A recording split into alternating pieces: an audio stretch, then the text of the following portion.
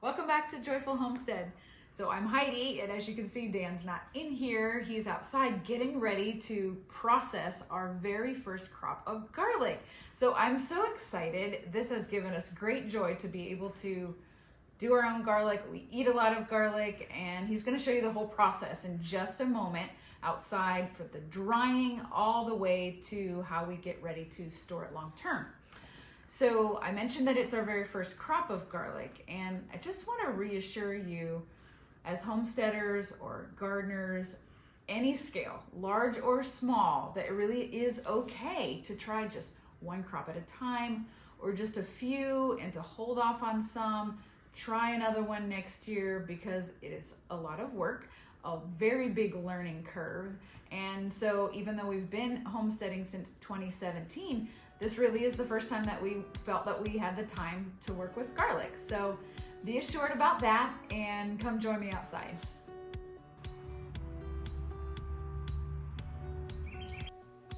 Hey friends, welcome to the Joyful Homestead Barn. I'm here up under my hayloft, which is the perfect place for me to hang my garlic. Now, you may have your garlic in the ground and have it ready to be harvested. Once you harvest it, I'd like to show you some of the tips about drying it.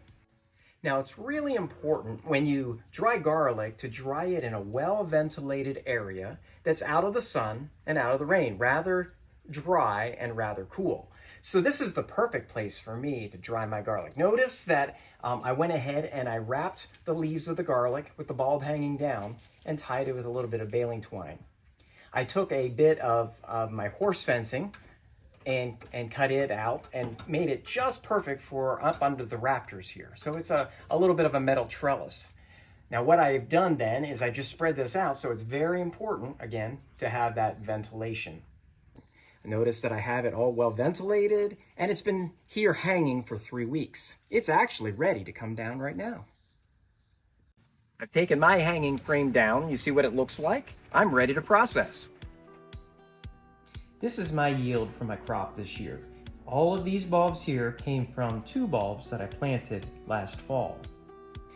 You want to process your garlic first by cutting each of the bulbs about 1 inch above the bulb, and then you can discard the rest of the leaves.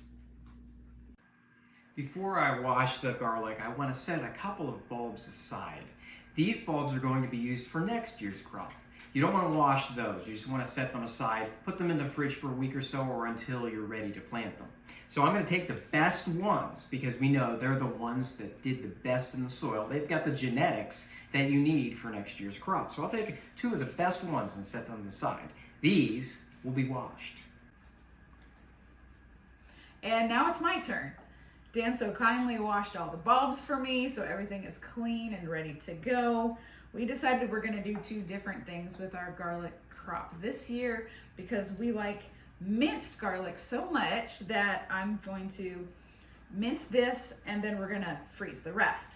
So when we make minced garlic, I'm working on getting all of the skins off of just a handful of these, because really I can only keep it in the fridge for a week. The USDA has advised that minced garlic in oil cannot be shelf stable. It's got to be in the fridge, and then it'll be safe for up to a week.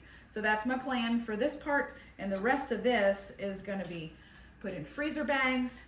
I am leaving the skins on. I just think that I would really like the extra protection of the skins inside the freezer bag. I have read that people do it both ways, that you can take the skins off first, but I'm just going to leave the skins on, and we're going to freeze the rest of this.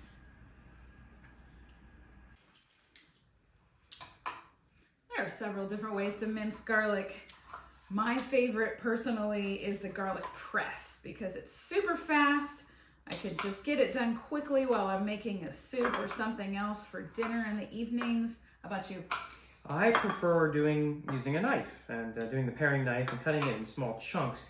I typically will do a stir fry every day, and so it's easier for me to do it that way. Plus, it's not quite as strong a garlic flavor when you have larger chunks. Yours is a lot juicier as you squeeze all that juice there. Yes, there is a lot of juice coming out here, and I love the strong flavor of this.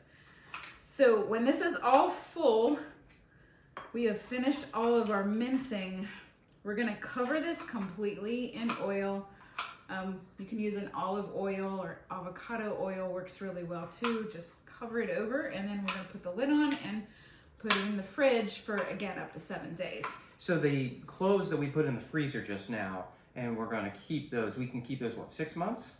Yes. Okay, and then we'll go ahead and pull those out and mince them like we are here, let them thaw, mince them, and then put them in here and have more fresh garlic for the fridge. Absolutely, Okay. and that's a good point too. When you thaw them out, they will be a little bit softer, but they're going to maintain their flavor beautifully. So just give them a little bit of time to thaw, and then use them like you usually would. Yeah, so tell us in the comments below, what is your favorite thing to do with garlic? For me, I've been making for decades my own version of pasta fagioli soup. One of the best parts of it is the flavor of the garlic in that soup, and this is going to taste really fresh in that. So let us know what you like to do with that.